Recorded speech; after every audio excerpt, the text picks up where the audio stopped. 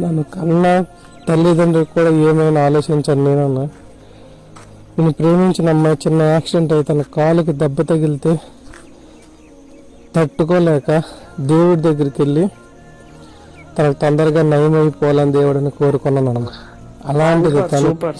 మనం చేసే మిస్టేక్ ఇదే. ఎవరైనా కూడా అంటే ఒకరు లవ్ లో పడినప్పుడు పేరెంట్స్ ని గ్రాంటెడ్ తీసుకుంటారు. అంటే ఇట్స్ ఓకే, మన పేరెంట్సే కదా, అమ్మ నాన్న ఓకే ఫైన్ వీళ్ళు మనతో ఉంటారు. కానీ ఇక్కడ లవ్ చేసిన వ్యక్తుల గురించి ఎందుకు ఇంతలా తాపాత్రపడుతున్నారు అంటే, ఎలా అంటే నేను అందరికన్నా ఎక్కువ తననే ప్రేమిస్తున్నా అని చెప్పేసి మనకి మనం ప్రూవ్ చేసుకోవాలి ఇక్కడ ఫస్ట్ థింగ్. సెకండ్ థింగ్ ఏంటంటే అవతల వ్యక్తికి ప్రూవ్ చేయాలి, ఏంది నేను మా ఇంట్లో వాళ్ళకన్నా మా పేరెంట్స్ కన్నా ఎక్కువ నేను లవ్ చేస్తున్నా అని చెప్పేసి లోపల ఉన్న ఒక అమర ప్రేమికుడిని బయట పెట్టాలి. ఇలాంటివి చాలా చేస్తుంటారు. నాకు తెలుసు లవ్ లో ఉన్నోళ్ళు ఎలా ఉంటారు. కానీ చెప్తున్నా, పేరెంట్స్ ని గ్రాంటెడ్ తీసుకోకండి. పేరెంట్స్ తర్వాతే ఏదైనా.